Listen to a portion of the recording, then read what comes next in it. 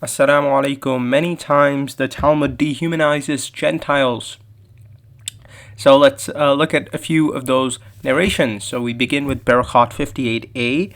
So I'm just going to tell you the story. If anyone wants to read it, you can just pause the video and read the primary text. So essentially what happens in the story is that a rabbi sees that someone has had relations with a Gentile woman. So he's committed fornication with a Gentile woman.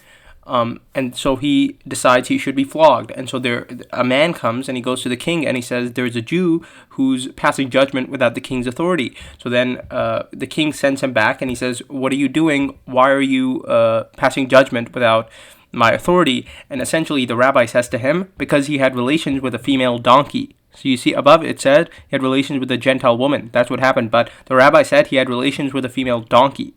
And then he says, he essentially brings Elijah the prophet to come and testify, and Elijah testifies. And then the judgment on that person is death. So then that person says, does God perform such miracles for liars? Meaning, I never had relations with a female donkey, I had it with a Gentile. So the rabbi responds, scoundrel, aren't Gentiles called donkeys, as it is written, whose flesh is as the flesh of donkeys? So Gentiles are donkeys. According to this rabbi, and you can just refer to them as donkeys, and you can put the punishment of execution on them. The punishment for execution here was because they thought that he committed bestiality. He actually had sex with a donkey. So they use this verse and say that therefore having relations with a female Gentile has the same legal ruling as having relations with the donkey. So, the man essentially says he's going to go tell the Persian authorities that the rabbi called him donkey, that he called the Gentiles donkeys, and the rabbi said, this man has the legal status of a pursuer, he seeks to have me killed, and the Torah said, if one comes to kill you, kill him first. He struck him with the staff and killed him, so he just killed him. Even though actually the Torah never says anything like, if one comes to kill you, kill him first. That's why they haven't given a verse. Right, for here you can see whose flesh is as the flesh of donkeys. They quoted it as Ezekiel 23:20, but they didn't quote this because it's not there. The closest we could say it is Exodus 22:2, because here apparently they bring up the same thing that the Torah stated: if someone comes to kill you, rise and kill him first. And in the context, they're discussing Exodus 22:2. So as you can see here, what is the reason for the halakha concerning a burglar? So they're talking about this verse, which says, if a thief is caught breaking in at night and is struck a fatal blow, the defender is not guilty of bloodshed, but it happens after sunrise, the defender is guilty of bloodshed. So that doesn't give him the right to just kill some guy because he's going to go tell people that he called them donkeys. In fact, if we go to Ezekiel 23:2, which you quoted to say that the Gentiles are donkeys, it actually says, yet she became more and more promiscuous as she recalled the days of her youth when she was a prostitute in Egypt. There she lusted after her lovers, whose genitals were like those of donkeys and whose emissions was like that of horses. It's not saying Gentiles are donkeys. So Bava Metzia 114b, here they're discussing some laws about cemeteries.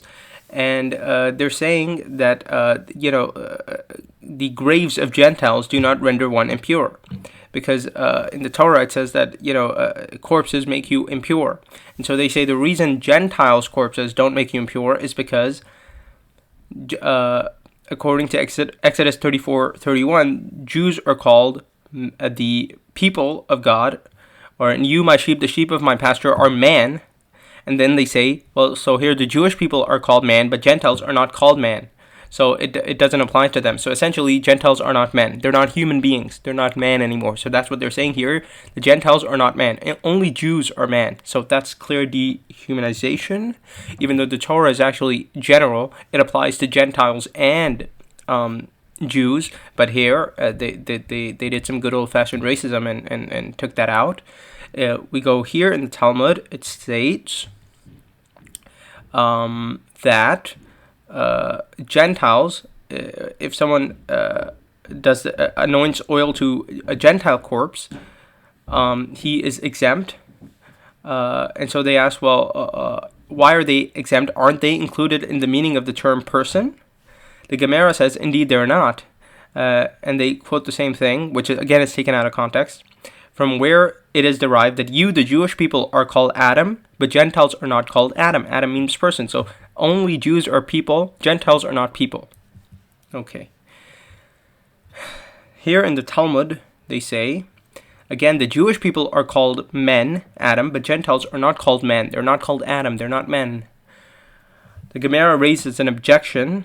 Doesn't it say with regards to Midians, who were Gentiles, and the persons were 16,000, which indicates the Gentiles are also referred to as Adam, as human beings, as men, as people. The Gemara answers, they are given this title due to the need to distinguish the people taken captives from the animals that were taken as spoils of war. No, that is a terrible explanation, and Numbers 31:40 is proof that Gentiles can be called people. They are persons, according to the Torah. But, of course, they have to come up with an excuse so they can continue their racism. Here in the Talmud, so they're discussing the age of a woman, and so who is considered a minor? It is a girl from the age of 11 years and 1 day until the age of 12 years and 1 day. If she was younger than that or older than that, she may go ahead and engage in intercourse in her usual manner without contraception. This is the statement of Rabbi Meyer. Since it is assumed that a minor who is less than 11 years old cannot become pregnant, she is considered to be in no danger. So they're saying if you're less than 11, you cannot become pregnant. And then they say both in this case of a minor girl who can become... Okay, so let's just go to this part, 15. The Gemara... Right, so actually, let's just go up. Sorry. But in this case, the case of a minor girl who can become pregnant, and in that case of a minor girl who cannot become pregnant, she may go ahead and engage in intercourse in her usual manner, and heaven will have mercy upon her and prevent any mishap. In light of the statement of Rabbi Meyer, how could Justini have become pregnant at age 7? So there is a girl who becomes pregnant at the age 7, and she is a Gentile. So the Gemara answers, if you wish, say that girl was able to become pregnant at such a young age because she was a Gentile, and the verse states with regards to Gentiles, their flesh is the flesh of donkeys. And if you wish, say instead that she was lying when she said she became pregnant at age 7, as it is stated with regards to the Gentiles whose mouth speaks falsehood and their right hand is a right hand of lying. Okay. Here they say, with regard to that which the sages said, that a Gentile has no patrilineage, so he doesn't have a lineage. Do not say that is because they are so steep in sexual immorality, as I would assume, that they do not know the identity of their fathers with certainty. But if that identity is known, we are concerned that the paternity is recognized with regard to the prohibition of intercourse with forbidden paternal relatives and other halakhic issues. Rather, even when it is known, we are still not concerned. So even if you know the parents of the Gentiles, there's still no lineage for them. Their parents aren't considered their parents. The proof is, so whatever, they give some fake proof. And then they say, learn from this that the merciful one disposes the male Gentiles of his offspring, as it is written with regard to Egyptians, whose flesh is the flesh of donkeys, and whose semen is the semen of horses. I.e., the offspring of a male Gentile is considered no more related to him than the offspring of donkeys and horses. Now, again, I showed you Ezekiel 34:3-1, they keep quoting. It says, and you are my flock, the flock of my pasture, men you are, I am your God, says the Lord God. So if you want to say, because the Jewish people are called men here, that means Gentiles cannot be called men, then God is here called the God of the Jewish people. So if you're going to apply the same logic, that means God cannot be the God of the Gentiles. See, if you're going to restrict the fact that the Jewish people are called men here, and say, therefore, no one else can be called man, then God is called the God of the Jewish people here. So by the same logic, God cannot be the God of Gentiles. So it's a terrible twisting of the verse that they're doing with Ezekiel 34:31, and that's the same thing they did with Ezekiel 23 when they tried to say that this is saying that Gentiles are donkeys, where it doesn't say that. It says it's just trying to describe how disgusting those people might have been who are fornicators and this and that. Not saying all Gentiles are donkeys.